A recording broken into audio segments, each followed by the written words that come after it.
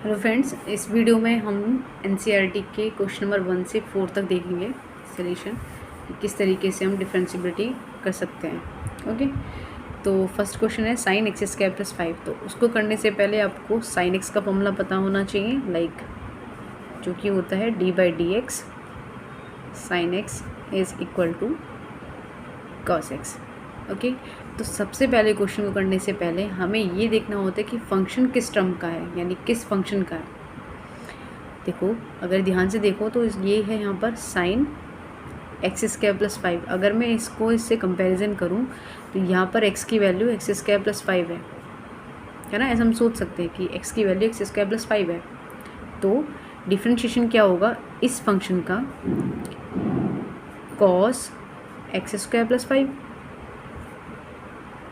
ठीक है ना, क्योंकि x की जगह पर हमने एक्स स्क्वायर प्लस 5 सपोज किया है, बट हमने सपोज किया है एक्चुअल में एक्स स्क्वायर प्लस 5 नहीं है। तो डिफ्रेंशिएट किसका होगा, d by d x x square plus 5 का अगेन। समझ में आ गया। देन नेक्स्ट टर्म में हम क्या करेंगे, एक्स स्क्वायर प्लस 5 को ऐसे लिखे रहने देंगे। अब ये डी बाई डी एक्स इसका डिफ्रेंशिएट करेगा, पहले एक्स स्क्वायर का, फिर बीच में प्लस, देन 5 का। तो d by d x x square plus d by d x 5। यहाँ पर मुझे आपको दो मेन कॉन्सेप्ट समझाने पड़ेंगे। Firstly d by d x x power n is n x power n minus 1। Okay, इसको फॉर्मूला बोल लीजिए कि एक्स की पावर एन टर्म में जब कभी डिफ्रेंशिएट करना हो तो हमें किस तरीके से लिखना होता है, एक्स की power n is equal to n x की पावर एन माइनस 1। तो अगर मैं देखूँ ना ध्यान से, d by d x x square, d by d x x square, तो ये इससे कुछ मिलता जुलता है ना। तो डिफ्रेंशिएट करने के लिए हमें यहाँ कंपैरिजन करना पड़ेगा एन की वैल्यू को। तो एन की वैल्यू यहाँ पर 2 है, तो हमें फॉर्मुलाइजेशन में भी एन की वैल्यू 2 पुट करनी पड़ेगी। अभी हम सिर्फ किसका डिफ्रेंशिएशन कर रहे हैं, इसका, क्योंकि डी बाई डी एक्स इसके आ गया है। बाकी सब ऐसे लिख लिया जाएगा जैसे कि cos square x square plus 5, then d by d x x square का कितना हो जाएगा 2 एक्स पावर 2 माइनस 1, और डी बाई डी एक्स 5 का कितना होगा 0। ये बात ध्यान रखनी पड़ेगी कि डी बाई डी एक्स 5 का कितना होगा डिफ्रेंशिएशन 0। क्यों होगा 0, क्योंकि इसके पास कोई भी एक्स फंक्शन नहीं है, और जिसके पास एक्स फंक्शन नहीं होता उसका डिफ्रेंशिएट भी नहीं हो सकता, तो 0। तो इसका आंसर कितना होगा, cos x square plus 5 bracket 2 x power 1, that is it's answer. Okay, उसी तरीके से हम क्वेश्चन नंबर 2 को देखते हैं। देखिए यहाँ पर लिखा हुआ है कॉस साइन एक्स। ठीक है, अब हमें इसका डिफ्रेंशिएशन करना है, तो सपोज टू बी मैं इसको ऐसे कर सकती हूँ, डिफ्रेंशिएट पार्ट में अगर मुझे लिखना हो तो मैं इसको ऐसे लिख सकती हूँ, D by d x cos sine x, है ना, क्योंकि फंक्शन हमारे पास क्या है, कॉस साइन एक्स। तो जो डी बाई डी एक्स है ना, डी बाई डी एक्स, ये इस फंक्शन को कैसे रीड करेगा, ये रीड करेगा कॉस एक्स। ठीक है, और कॉस एक्स का डिफ्रेंशिएशन कितना होता है, ये फॉर्मूला होता है कॉस एक्स का differentiation minus sine x. Formula याद रखना, सो सिंपल, बहुत इजी है। D by d x sine x का हमने पढ़ा था अभी, साइन एक्स का होता है cos x, then just opposite cos x का कितना हो जाएगा साइन एक्स, क्योंकि अपोजिट हो रहा है इसलिए माइनस लगा दीजिए। ये याद करने का बेस्ट तरीका है। तो अभी अगर मैं देखूँ ध्यान से कि ये कॉस एक्स लिखा हुआ है, इसको मैं एक्स मान रही हूँ, तो कॉस एक्स का डिफ्रेंशिएशन माइनस साइन एक्स। ठीक है ना, तो यहाँ पर इसका डिफ्रेंशिएशन कितना हो जाएगा, माइनस साइन एक्स, और एक्स की जगह पर अगेन वही ब्रैकेट जो हमने एक्स लेट किया था। ठीक है, बट एक्स हमने लेट किया था, ये एक्स तो था नहीं ना, तो एक्स नहीं था तो इसका डिफ्रेंशिएशन भी दोबारा होगा। देखिए मैं आपको एक बहुत सिंपल तरीका बताती हूँ कि हम कैसे याद रखते हैं कि किसका दोबारा होगा। तो जो भी क्वेश्चन दिया होता है ना, उसके आगे डी बाई डी एक्स लिख लो। जैसे क्वेश्चन दिया था तो यहाँ मैंने डी बाई डी एक्स लिख लिया। अब ये डी बाई डी एक्स को हर एक फंक्शन के पास लेके जाऊँ, किस तरीके से, कि पहले D by d x cos के पास गया, तो ये कॉस के संग रीड करेगा कॉस एक्स, इसलिए कॉस एक्स का कितना हुआ माइनस साइन एक्स। अब डी बाई डी एक्स किसके पास जाएगा, कॉस के पास तो जाएगा नहीं, अब किसके पास जाएगा, साइन एक्स के पास। ठीक है ना, अब साइन एक्स का डिफ्रेंशिएशन कितना होता है, कॉस एक्स, तो यहाँ पे इसका आंसर कितना आ जाएगा, माइनस साइन एक्स और साइन एक्स का कॉस एक्स, ये इसका आंसर है, यानी ये इसका डिफ्रेंशिएशन है। नाउ हम क्वेश्चन नंबर 3 देखते हैं। ठीक है, ये क्वेश्चन नंबर 3 है। अगेन वही फॉर्मेट कि डिफ्रेंशिएशन को समझना है तो उसके आगे पहले डी बाई डी एक्स समझ लीजिए। यहाँ पे डी बाई डी एक्स लिखा हुआ है। अब ये डी बाई डी एक्स किस तरीके से रीड करेगा, ये रीड करेगा साइन और ये पूरा ब्रैकेट एक्स। तो अभी मैंने बताया था कि D of d by x sine x कितना होता है, ये होता है कॉस एक्स। ठीक है ना। तो अभी एक्स की जगह पर क्या लिखा हुआ है, ए एक्स प्लस बी, तो इसका डिफ्रेंशिएट कितना हो जाएगा, cos a x plus b. अब d by d x sine के पास तो जाएगा नहीं, कहाँ पर जाएगा, इस ब्रैकेट के पास। और इस ब्रैकेट के पास जाने के बाद भी ना उसको दो फंक्शन मिलेंगे, एक फंक्शन ए एक्स, एक फंक्शन बी। तो ये किस तरीके से डिफ्रेंशिएशन करेगा, उससे पहले एक बात कि कभी भी डी बाई डी एक्स 2 लिखा हो या कोई ऐसा फंक्शन हो जिसके पास एक्स नहीं है तो उसका डिफ्रेंशिएशन 0 होता है, क्योंकि हम रिस्पेक्ट में एक्स के कर रहे हैं डिफ्रेंशिएशन। ठीक है। लेकिन अगर कहीं पे लिखा हुआ है d by d x 2x, तो इसका डिफ्रेंशिएशन कितना होगा, इसका डिफ्रेंशिएशन होगा केवल 2। क्यों, क्योंकि 2 एक नंबर है, 2 का तो हुआ नहीं तो 2 तो आ गया बाहर। डी बाई डी एक्स का डिफ्रेंशिएशन 1 होता है। ठीक है ना। तो उसी तरीके से यहाँ पर कितना हुआ, cos a x plus b, ये तो same as it is. Then d by d x a x का कितना होगा, समझिए ध्यान से, ए का तो हुआ नहीं तो ए तो हो गया बाहर। क्यों हुआ बाहर, क्योंकि इसके पास एक्स फंक्शन था, नहीं होता तो ये भी 0 हो जाता। डी बाई डी एक्स ए बाहर आ गया और डी बाई डी एक्स कितना बचा, केवल एक्स। तो d of d by x कितना होता है, d of d by x is 1। ठीक है।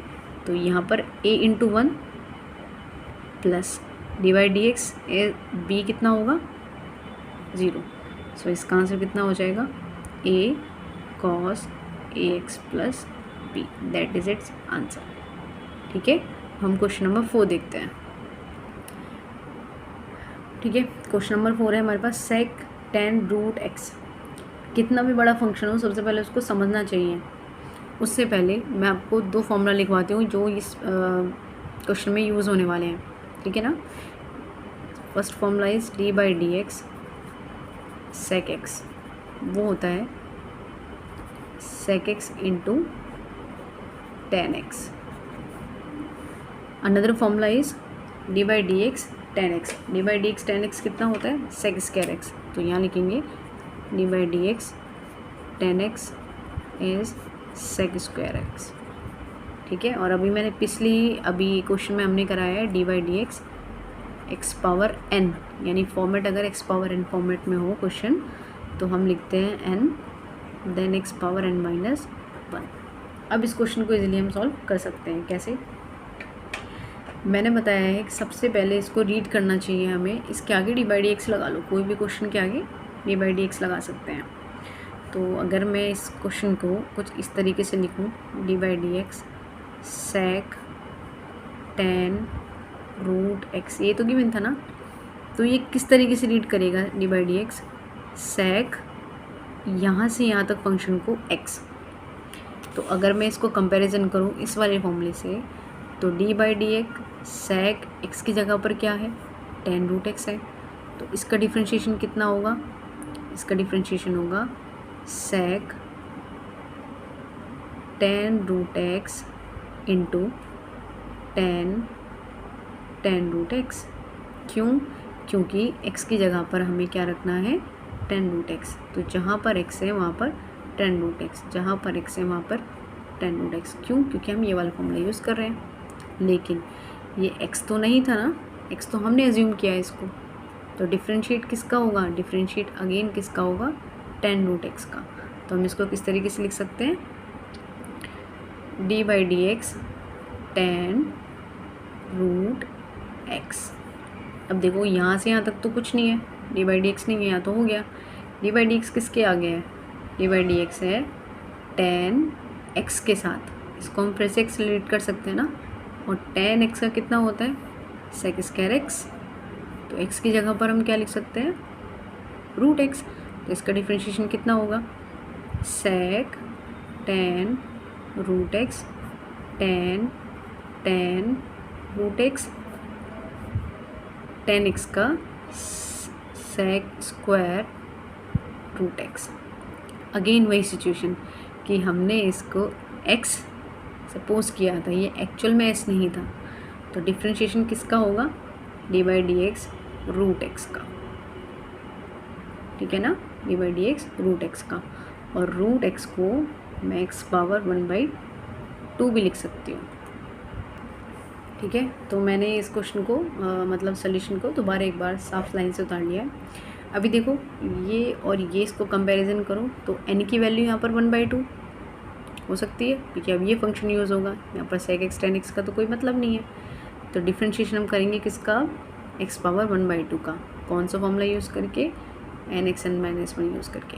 तो फॉर्मूला क्या होगा यानी सोल्यूशन क्या होगा sec tan root x tan root x sec square root x।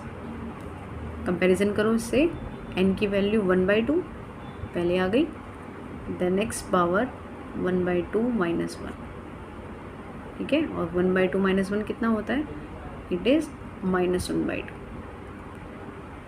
ठीक है ना। तो ये इसका फाइनल सोल्यूशन यानी कि इसका फाइनल आंसर। देखो मैं अब इसका एक ओवरव्यू दे देती हूँ कि इसको हम कैसे समझ सकते हैं क्वेश्चन को। सबसे पहले हमारे पास क्वेश्चन पता होना चाहिए कि क्वेश्चन था क्या, है ना।